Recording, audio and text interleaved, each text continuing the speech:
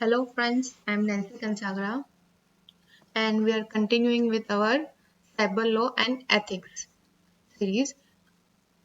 Okay. In previous session, we discussed about the cyberspace and cyber crime, and based on the cyber crime, how the cyber law defined further different four terms for cyber crime, for intellectual properties, for electronic signatures, digital signatures, and for the security and privacy concern.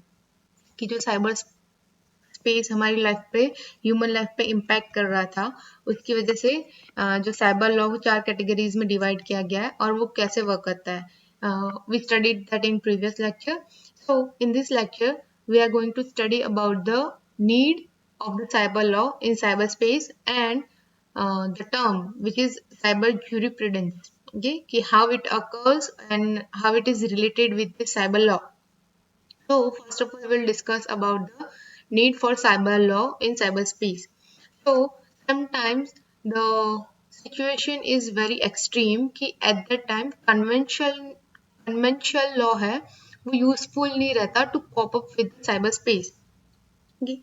What is conventional law?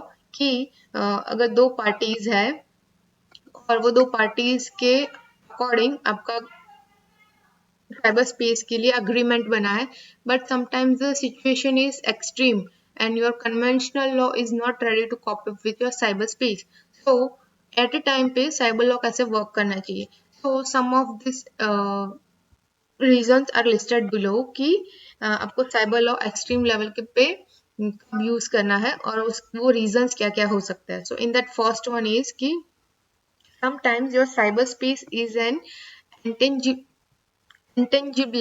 dimension that is impossible to govern and regulate using the conventional law. ये जो conventional law बना था दो parties के बीच में उन terms पे उन conditions पे आपका जो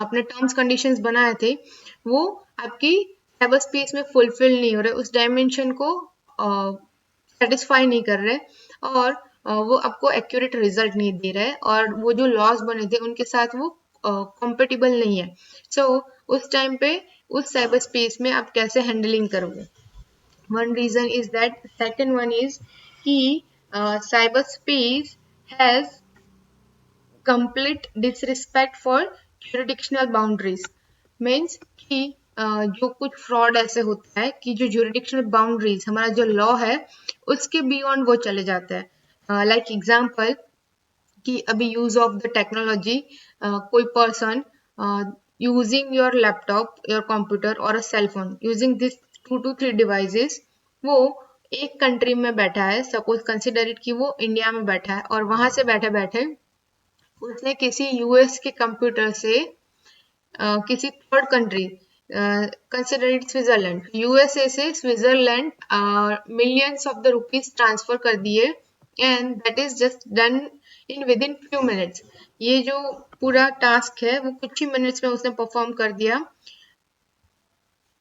दो डिफरेंट कंट्रीज के बीच में और वो जहाँ लोकेटेड था दैट इज अनदर कंट्री जब इस टाइप का जो डिसरिस्पेक्ट होता है आपके जुरिडिक्शनल साइबर जुरिडिक्शनल के साथ कि वो बाउंड्री क्रॉस करता है एट अ टाइम पे साइबर लॉ की रिक्वायरमेंट होती है हमें थर्ड वन इज कि जो आपका अभी मैंने बोला कि cyber space is a wide term कि इसमें अभी जो वर्ल्ड वाइड जो डेटा यूज हो रहा है आपके साइबर स्पेस में इंक्लूड हो रहा है दैट इज क्वाइट ह्यूज कि हमने प्रीवियस लेक्चर में देखा था कि 60 सेकेंड में कितना ट्रैफिक जनरेट हो रहा है डिफरेंट प्लेटफॉर्म्स पे वो ट्रैफिक बहुत हाई लेवल का है बहुत जीबी टीबी के ऊपर भी है right so at a time पे अगर कुछ ऐसा होता है कि something happen between the two parties so उस टाइम पे हमें साइबर लॉ चाहिए कि suppose if I am delivering this content right now so similarly उसी टाइम पे बिलियन ऑफ द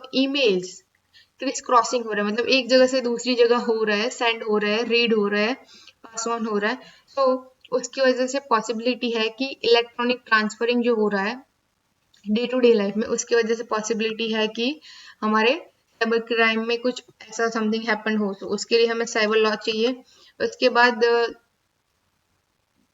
पॉसिबिलिटीज है कि अभी टेक्नोलॉजी का यूज बढ़ गया है, सॉफ्टवेयर का यूज बढ़ गया है, राइट?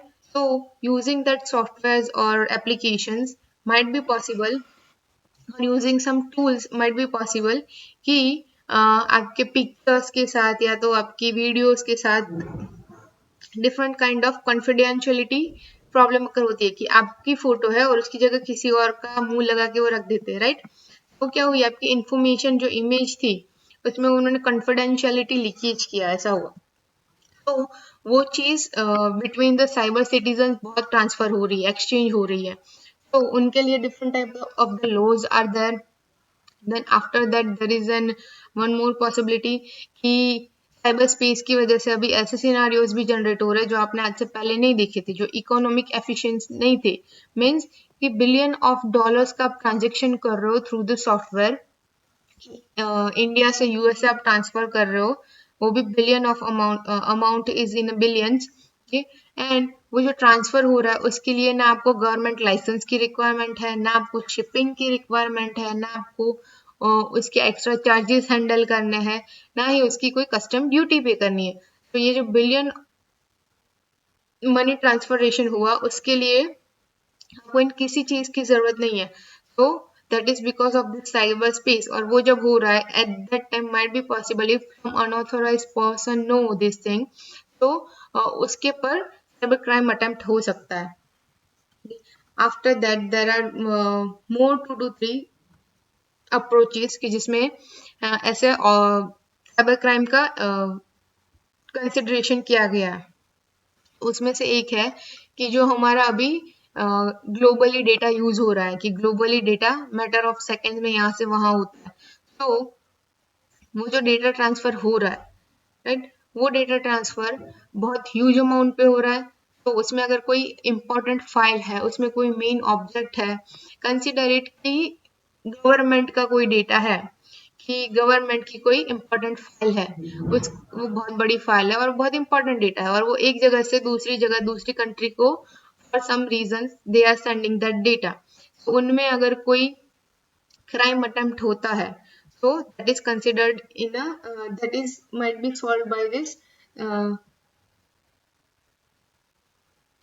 Cyber law. ठीक है, उसके बाद उन्होंने एग्जांपल एक और दिया है कि software solves code worth crores of rupees or a movie can be pirated across the globe within hours of the release। ऐसे सिनारियोज हुए हैं कि आपके सॉफ्टवेयर के थ्रू करोड़ों की मनी ट्रांजेक्शन होती है, या तो आपकी जो मूवीज है वो रिलीज होते ही उनको पायरेटेड करके with in a few hours वो लीक कर देते किसी साइट पे, राइट? तो ये क्या हुआ, एक टाइप का क्राइम ही हुआ।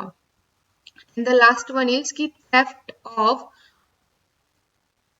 corporeal information। corporeal information means book, papers, CD, floppy disk, anything।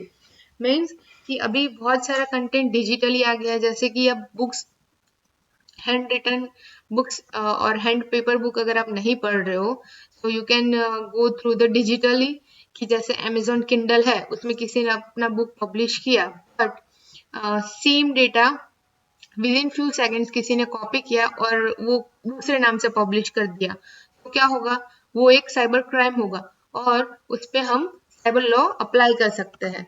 Cyber space की वजह से देखा क्या क्या हो सकता है और उसके लिए कैसे कैसे सिनारियोज एग्जिस्टेंस में आए थे जिनमें कन्वेंशनल लॉ यूज नहीं हो सकता था। तो उनको ओवरकम करने के लिए गवर्नमेंट ने और इंस्टीट्यूशंस ने कुछ लॉ बनाया है जो फॉलो होता है, और अगर क्रिमिनल पकड़ा जाता है तो उसके अकॉर्डिंग पनिशमेंट मिलता है और उसके अकॉर्डिंग उसको पेनल्टी भी भरना पड़ता है। After the need for cyber law in cyberspace, there is a term cyber jurisprudence।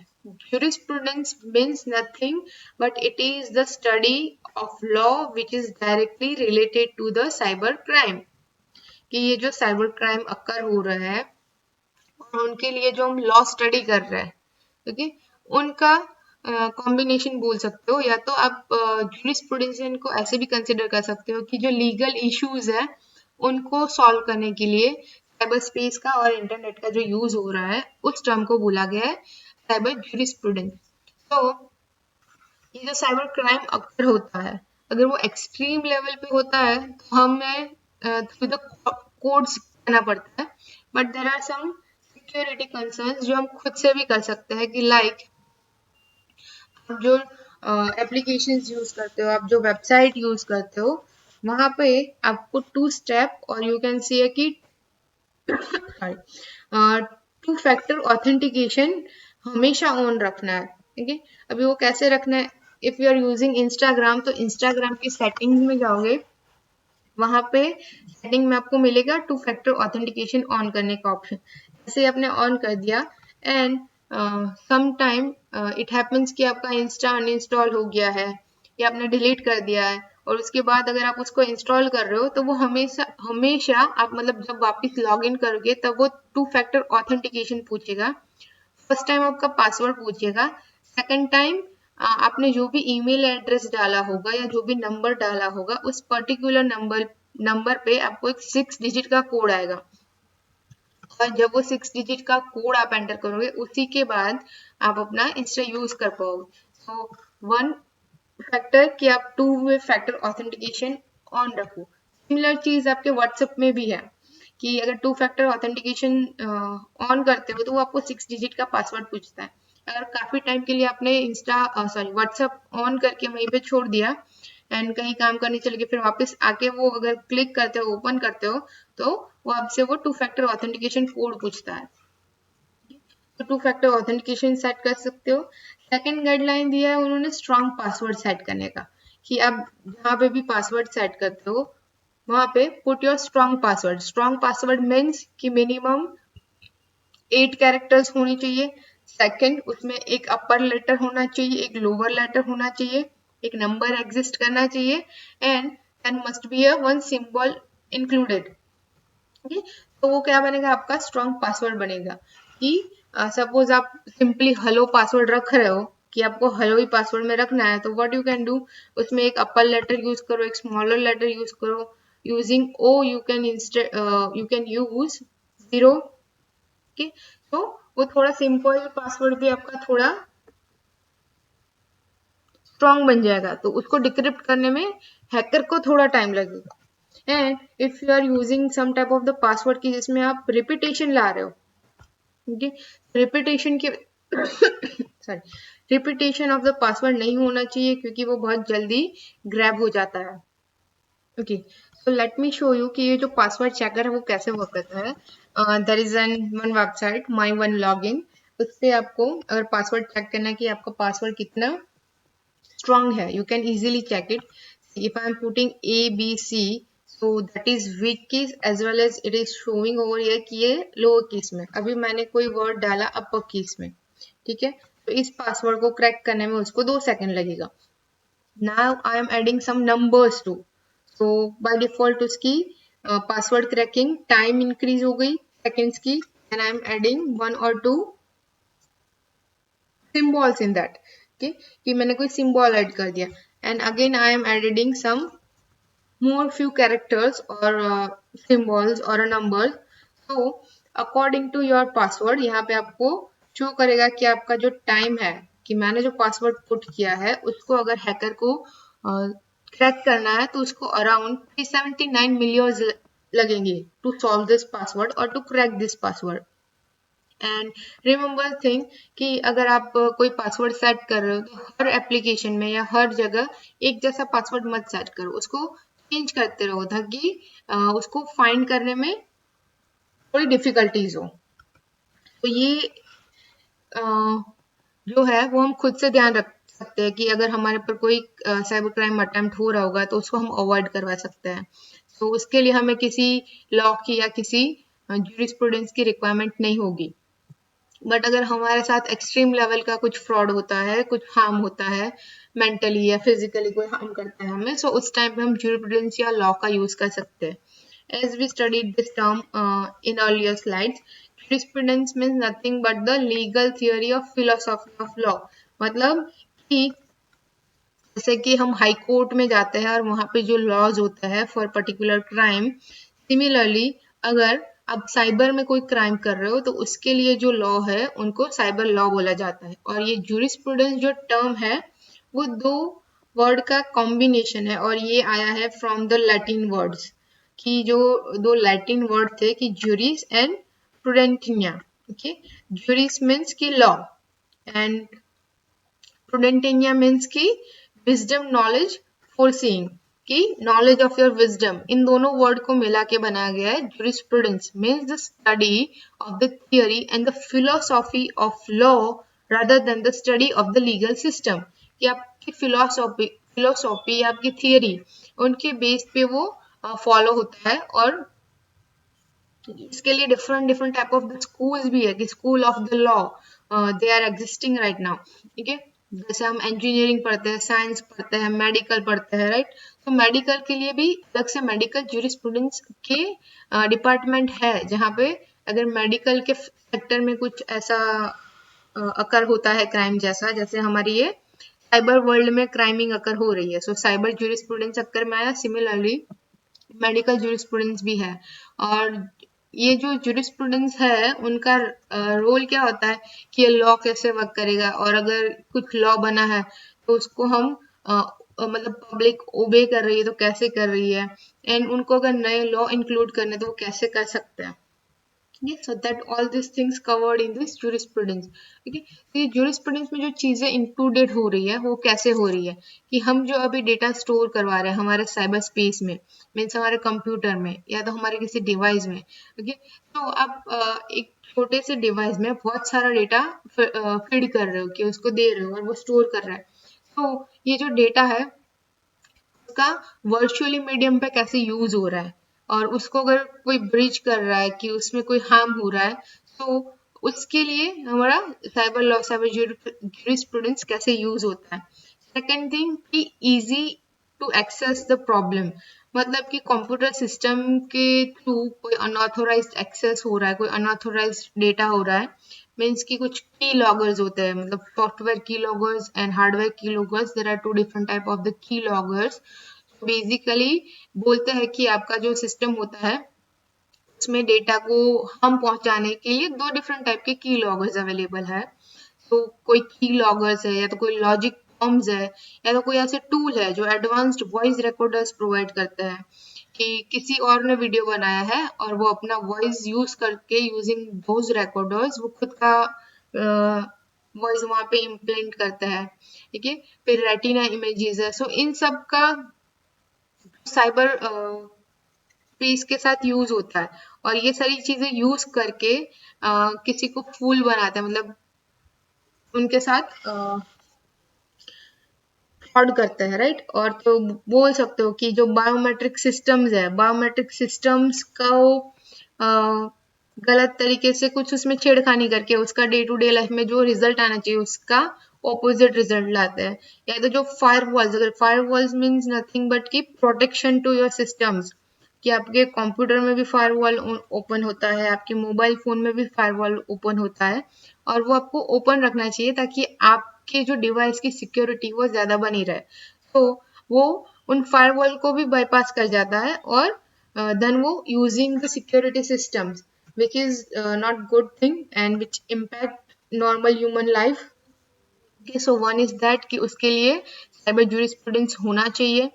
Then third one कि जो आपकी कंप्यूटर्स है उसमें different different type of operating systems आप यूज करते हो। तो वो जो ऑपरेटिंग सिस्टम्स है उसमें बिलियन ऑफ द कोड आप यूज करते हो। सो वो जो यूज होता है उनको साइबर क्रिमिनल्स अगर किसी डिफरेंट लेवल पे एडवांटेज लेके आपकी कंप्यूटर सिस्टम को पेनिट्रेट करता है, right. So at that time jurisdictional law use में आता है।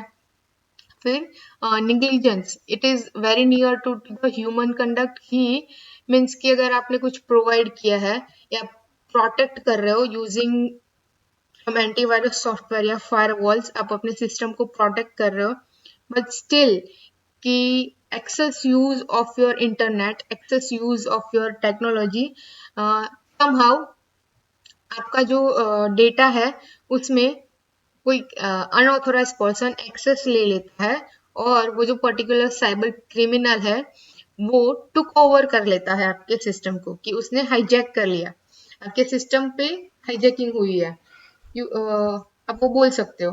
तो उस टाइम पे जुरिडिक्शन लॉ यूज आता है। एंड द लास्ट वन कि लॉस ऑफ एविडेंस, कि माइट बी पॉसिबल कि कहीं पे इंपॉर्टेंट फाइल्स है, इंपॉर्टेंट डेटा है, ओके, उनको डिस्ट्रॉयड कर दिया जाए। तो जब पर्टिकुलर क्राइम का इन्वेंशन करना होगा उस टाइम पे डिफिकल्टीज होगी। तो इन सभी के लिए जुरिडिक्शन लॉज होना बहुत जरूरी है। तो for this jurisdiction laws there are some different IT acts are there। तो वैसा एक IT एक्ट है 2000 का, और उसके अंदर ये सारे लॉज है कि सेक्शन 43, सेक्शन 69B, सेक्शन 70, ठीक, कि अगर कोई डिजिटल सिग्नेचर के साथ पब्लिशिंग डिजिटल सिग्नेचर को फॉल्स करने की रिक्वायरमेंट देता है तो सेक्शन 73 उस पर अप्लाई होता है। देन फ्रॉडमेंट पर्पस जिसकी वजह से है तो सेक्शन 74 अप्लाई होता है। कोई थ्रेटनिंग मैसेज बाय ईमेल भेजता है तो उन पे हम सेक्शन 503 आईपीसी अप्लाई कर सकते हैं। So these are the laws and this is the concept about the jurisprudence. If you guys have any doubt regarding this, you can put your question in the comment box. And thank you for today's lecture.